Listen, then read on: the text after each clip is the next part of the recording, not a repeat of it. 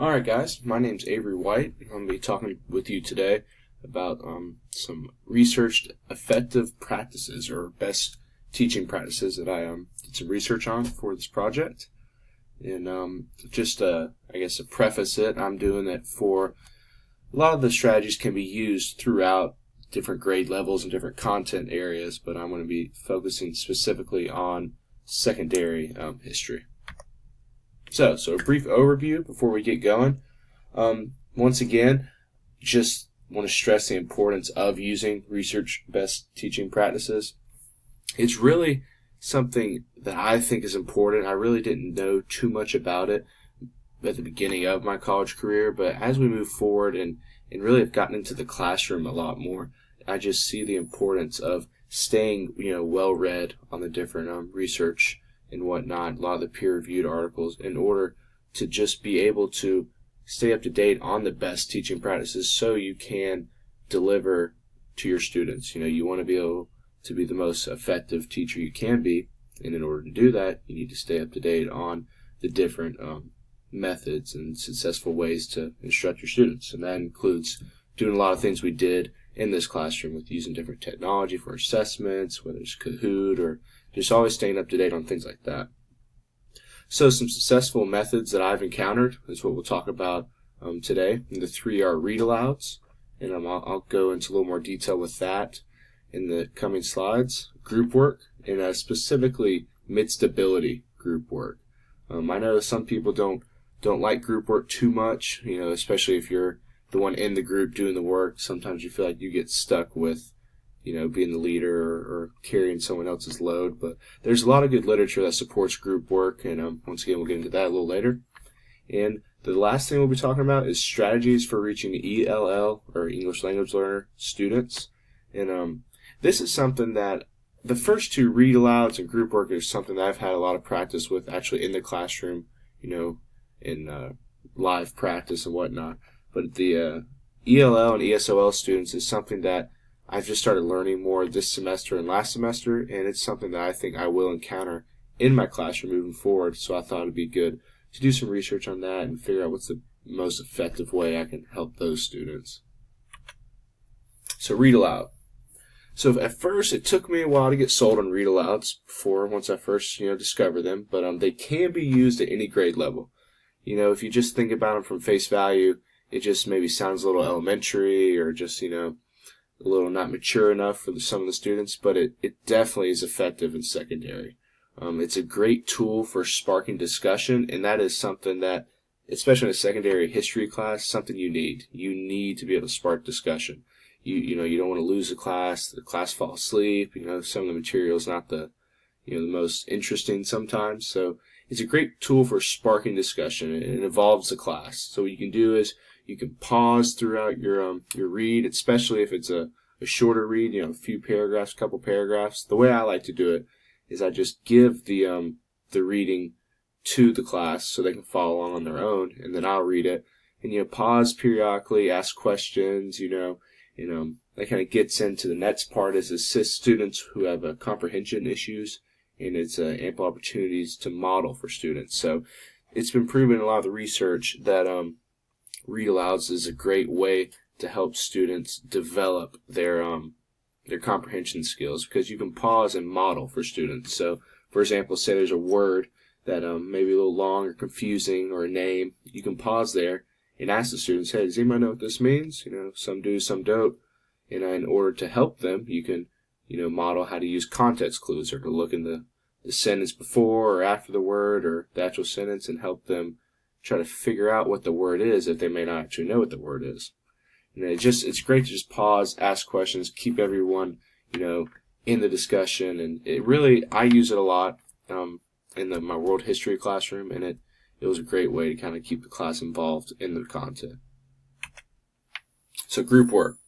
So there's tons of literature supporting group work, and specifically mid-stability grouping.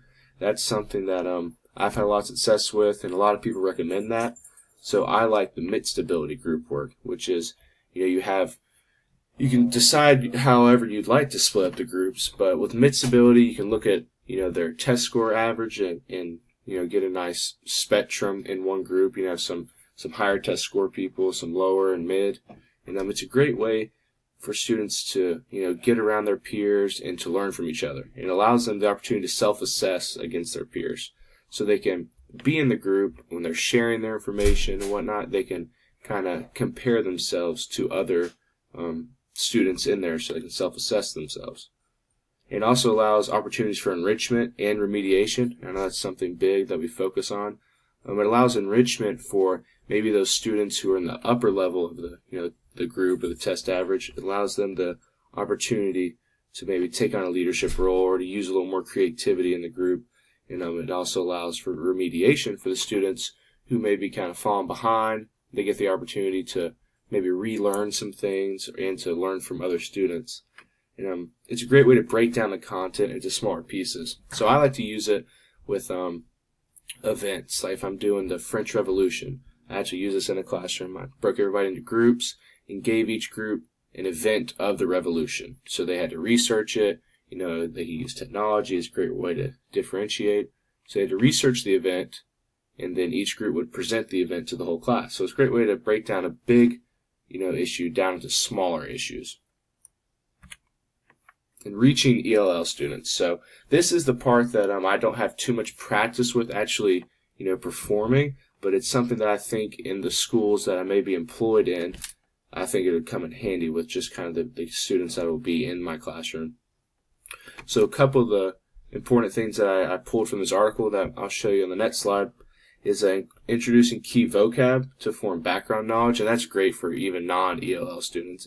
It's essential to be able to create background knowledge that students can go back to and think about to remember, and that's why I have building blocks on there, because that just forms a foundation of content that they can go back to and build on moving forward. And it's a great way for students who are not very familiar with the language to have a good solid foundation so that they can have something to refer back to when we get deeper into the content. For visual aids, that seems kind of like a no-brainer, but it's a great tool for ELL students, especially in social studies. You can use maps, you can use pictures, say you're doing the Civil War. You can just do a picture of the United States, show the different lines, show what countries are red, which are blue.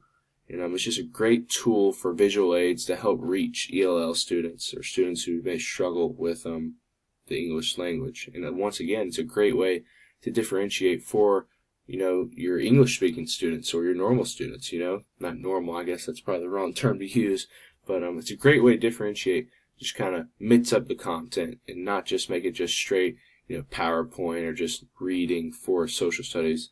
I really want to include as many maps and videos and pictures and group work, and really try to keep everyone engaged in the content, which is the best way to do it. And while they're engaged in the content, it's a great way to do just formative assessments. When they're in these groups, doing these group works, you can formatively assess them to see where they're at with the content, how well they're grasping it.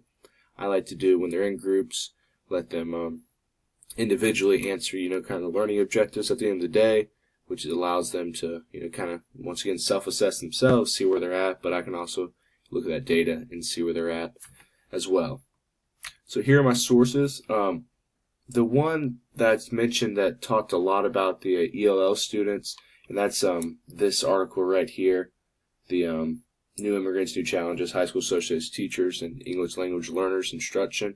It was a great article to read for that. And really all of these were great. And you have the Read Aloud Handbook, which is a book I had to read for another class, but that kind of sold me on the Read Aloud. It has a lot of good tips and strategies for that. But thanks for watching, and it's been a great class, and best of luck to all of y'all starting class here in about a month or so. We'll see you.